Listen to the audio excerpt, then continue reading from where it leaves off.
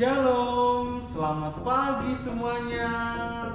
Ayo, siapa yang hari ini bangunnya telat? Atau siapa di sini yang bangunnya cepat terus berdoa dan segera mandi untuk beribadah? Wah, hebat sekali teman-teman ya. Ya teman-teman, hari ini kita akan bersama-sama mendengarkan firman Tuhan dari Valen. Namun sebelumnya kita berdoa yuk. Mari bersatu dalam doa. Ucap syukur Tuhan untuk kasih karunia-Mu dalam kehidupan kami. Pimpin dan sertai Tuhan supaya hari ini firman-Mu dapat kami dengar dan kami aplikasikan ya Tuhan. Terima kasih Tuhan, terima kasih Yesus. Di dalam nama-Mu kami berdoa mengucap syukur. Haleluya, amin. Ya teman-teman, shalom. Mana nih suaranya nih? Wah, luar biasa semua ya. Yuk teman-teman, kita bersama-sama mendengarkan firman Tuhan yang akan Mas Valen bawakan dari kitab Hakim-Hakim. Di sini ada yang tahu nggak? Kitab Hakim-Hakim itu perjanjian lama atau perjanjian baru? Wih, pintar semua ya. Ya, kita buka yuk Hakim-Hakim. Kita buka Hakim-Hakim pasal yang ketiga ayat yang ke-7 sampai yang ke-11. Oke, kita akan baca bersama-sama ya teman-teman. Ayat 7 sampai 11. Judulnya Otniel. Orang Israel melakukan apa yang jahat di mata Tuhan. Mereka melupakan Tuhan Allah mereka dan beribadah kepada para Baal dan para Asyera. Lalu bangkitlah murka Tuhan terhadap orang Israel sehingga ia menjual mereka kepada Kushan-Rishathaim, raja Aram Mesopotamia, dan orang Israel menjadi takluk kepada Kushan-Rishathaim 8 tahun lamanya. Lalu berserulah orang Israel kepada Tuhan. Maka Tuhan membangkitkan seorang penyelamat bagi orang Israel, yakni Otniel, anak Kenas, adik Kaleb. Roh Tuhan menghinggapi dia dan ia menghakimi orang Israel. Ia maju berperang, lalu Tuhan menyerahkan Kushan-Rishathaim, raja Aram, ke dalam tangannya, sehingga ia mengalahkan Kushan-Rishathaim.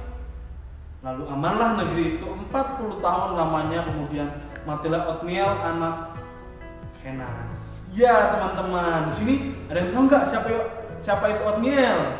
Nah teman-teman, namun sebelumnya Kak Valen mau kasih tahu sesuatu nih. Bangsa Israel adalah bangsa yang dipilih oleh Tuhan. Namun bangsa Israel seringkali melupakan Tuhan, juga jahat di mata Tuhan. Ia sering menyembah patung-patung dan tidak takut akan Tuhan, sehingga Tuhan marah kepada bangsa Israel, sehingga Allah menjual bangsa Israel kepada Kushan-Rishathaim, raja orang Aram Mesopotamia, sehingga orang Israel takluk selama 8 tahun lamanya. Lalu ketika orang Israel kembali kepada Allah dan berseru kepadanya, Tuhan membangkitkan seorang penyelamat bagi orang Israel, yakni Otniel, anak dari Kenas, adik Kaleb. Nah teman-teman, di sini siapa nih yang sering bandel? Semoga nggak ada ya. Jangan sampai kita bandel, jangan sampai kita seperti bangsa Israel tidak menurut akan Tuhan. Nah teman-teman, Kak Valen kasih tahu nih, siapa itu Otniel? Otniel adalah salah satu hakim di zaman itu, di zaman Israel yang lagi kita baca ini. Orang pertama di Hakim-Hakim juga loh. Orang pertama yang menjadi hakim di Hakim-Hakim. Nah, kita mau belajar firman Tuhan bagian yang pertama, yaitu orang Israel tidak setia. Kita tadi udah tahu ya siapa itu orang Israel, orang bangsa pilihan Tuhan. Orang Israel juga orang yang seringkali membuat Tuhan sedih, membuat Tuhan murka. Tapi tahu nggak sih teman-teman, bahwa bangsa Israel itu seringkali mengecewakan Allah. Banyak hal yang dilakukannya seperti yang tadi Kak Valen bilang ya. Bangsa Israel itu seringkali membuat Allah murka. Tapi teman-teman tahu nggak sih mengapa Israel seperti ini? Ada yang tahu kenapa Israel seperti itu? Orang Israel itu telah kehilangan sosok pemimpin. Loh, kok bisa? Ya, benar sekali teman-teman. Mulai dari waktu itu bangsa Israel itu ditinggal oleh Nabi Musa. Lalu Nabi Musa melanjutkan tongkat estafetnya kepada Yosua. Namun Yosua belum lama sudah meninggal juga. Di Yosua pasal yang terakhir sebelum kitab Hakim-Hakim ini teman-teman. Nah maka dari itu bangsa Israel kebingungan mencari sosok pemimpin, siapa yang harus mereka teladani, siapa yang harus mereka ikuti. Nah teman-teman, akan kasih tahu lagi nih, Baal yang orang Israel sembah. Apa sih itu Baal? Baal itu adalah Tuhan. Tapi kemudian Baal ini diberikan kepada gelar dewa-dewa penduduk asli orang Kanaan. Nah, Baal ini ditentang para nabi dalam perjanjian lama. Baal juga adalah dewa kesuburan dan pertanian, maka disembah orang Israel. Oleh sebab itu, Baal disembah oleh orang Israel karena Baal itu adalah dewa kesuburan, jadi membuat pertanian jadi subur. Namun itu sama sekali tidak dikehendaki oleh Tuhan, teman-teman. Nah, teman-teman, berbeda halnya dengan bangsa Israel, ada satu pribadi yang bisa kita teladani. Ada satu pribadi juga yang setia menyembah Tuhan, menyembah Allah yang benar. Siapa? Ada yang tahu? Tuhan Yesus. Ya, Tuhan Yesus adalah manusia yang sangat taat kepada Allah Bapa.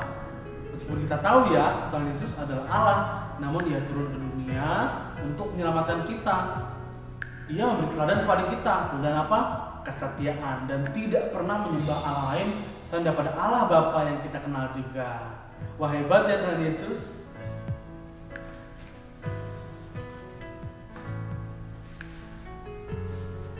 Semoga kita bisa sama seperti Tuhan Yesus ya. Nah teman-teman, yuk kita melakukan hal-hal yang tadi kita pelajari. Yang pertama, berfokus pada Allah. Yang kedua, setia beribadah hanya kepada Allah. Dan yang ketiga, tidak ikut orang lain atau menyembah yang bukan Allah. Oke? Nah, kita belajar bagian kedua. Tuhan membangkitkan penyelamat. Kita bisa lihat di ayat yang ke-9 teman-teman. Meskipun Allah sedih dan murka, namun Allah tidak pernah tinggal diam. Allah juga menyayangi bangsa Israel dengan apa? Ya, Ia mendatangkan seorang yang baik hatinya, yaitu Otniel, anak dari Kenas, adik dari Kaleb. Harapan besar Israel kepada Otniel ini sebagai penyelamat yang datang dari Allah. Wah, akhirnya kita belajar tentang Otniel ya teman-teman. Otniel adalah orang yang baik yang dipilih Allah untuk menyelamatkan bangsa Israel. Nah, di ayat ini teman-teman, di ayat 8 lebih tepatnya dijelaskan bahwa murka Allah bangkit kepada bangsa Israel, sehingga Allah menjual bangsa Israel kepada raja orang Aram Mesopotamia ini, yaitu Kushan-Rishathaim. Namun ketika bangsa Israel berseru pada Allah, Allah mendengar sehingga Allah membangkitkan seorang penyelamat, yaitu Otniel. Ya, siapa itu Otniel? Betul sekali, Otniel adalah penyelamat bagi kita. Penyelamat. Otniel disebut penyelamat karena Otniel mampu membawa bangsa Israel berperang dan membuat Israel menaklukkan raja Aram tersebut, teman-teman. Itu yang mengapa dia disebut penyelamat, karena ia mampu berperang dan memenangkan perang melawan raja Aram tersebut. Wah, hebat ya. Nah teman-teman, ketika kita sudah belajar tentang Otniel yang menyelamatkan bangsa Israel, kita ingat ya, tadi di poin pertama kita belajar tentang Yesus. Yesus juga adalah seorang penyelamat bagi kita. Jangan lupa ya, Yesus itu penyelamat bagi kita dan Ia rela mati untuk kita. Oke?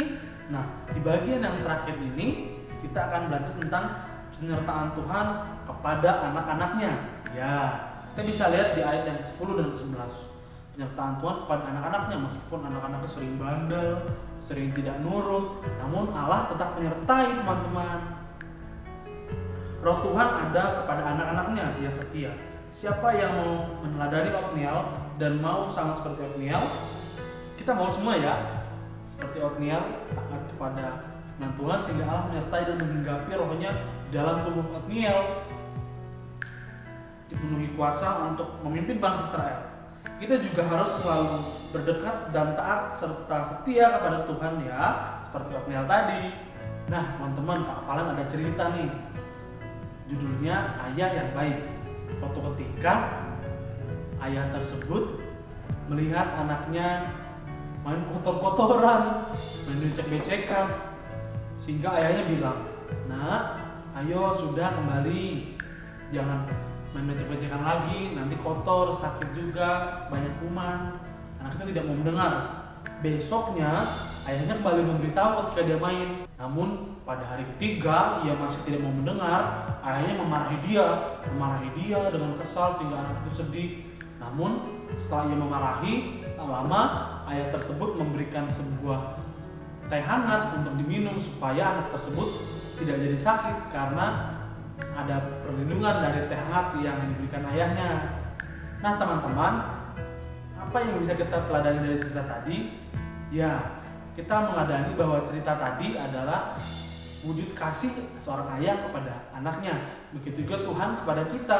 Meskipun kita bandel, Tuhan selalu memberitahu kita. Namun ketika saatnya Tuhan memarahi kita, itu saatnya kita juga harus berhenti dan sadar bahwa sesungguhnya Tuhan ingin kita mengetahui bahwa ada yang lebih baik daripada kita,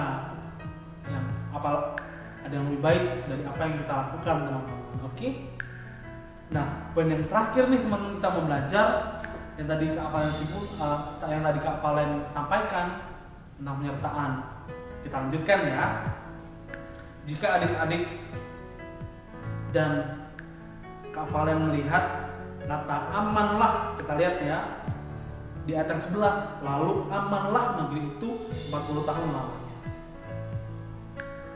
Di ayat yang ke-11, kata aman di sini berarti bahwa Israel benar-benar ditakuti dan disegani sehingga tidak ada yang berani memerangi Israel, sehingga Israel juga tidak perlu memerangi siapapun karena semua damai.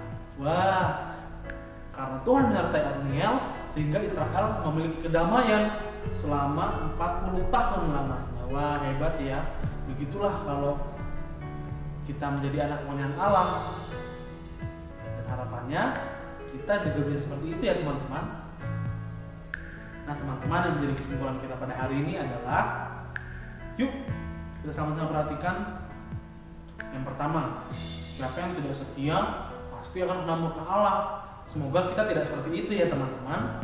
Dan yang kedua, Allah adalah adil, namun juga kasih, sehingga Ia tidak mungkin membuat kita sengsara terus-menerus. Kita ingat cerita Otniel dan bangsa Israel tadi ya, meskipun Allah murka, namun tidak mau lama-lama Allah murka kepada Israel. Allah segera membangkitkan seorang penyelamat, yaitu Otniel tadi. Dan yang ketiga, percaya, yakin, dan tetap setia sehingga Tuhan Allah kita sungguh-sungguh senantiasa menyertai kita. Yeay. Dan adik-adik, teman-teman semua, marilah kita bersama-sama untuk datang kepada Tuhan dan membuka hati kita supaya Tuhan dapat sungguh-sungguh berbicara kepada kita. Mari kita bersatu dalam doa. Ucap syukur Tuhan untuk pagi hari ini Engkau boleh kumpulkan kami, dan bersyukur juga Engkau telah berbicara melalui firman yang disampaikan Kak Valen. Kami berdoa Tuhan supaya firman yang Kak Valen sampaikan dapat kami dengar dan kami terapkan Tuhan. Terima kasih Tuhan, terima kasih Yesus, dan nama Tuhan Yesus kami berdoa ucap syukur. Haleluya. Selamat hari Minggu, Tuhan Yesus memberkati.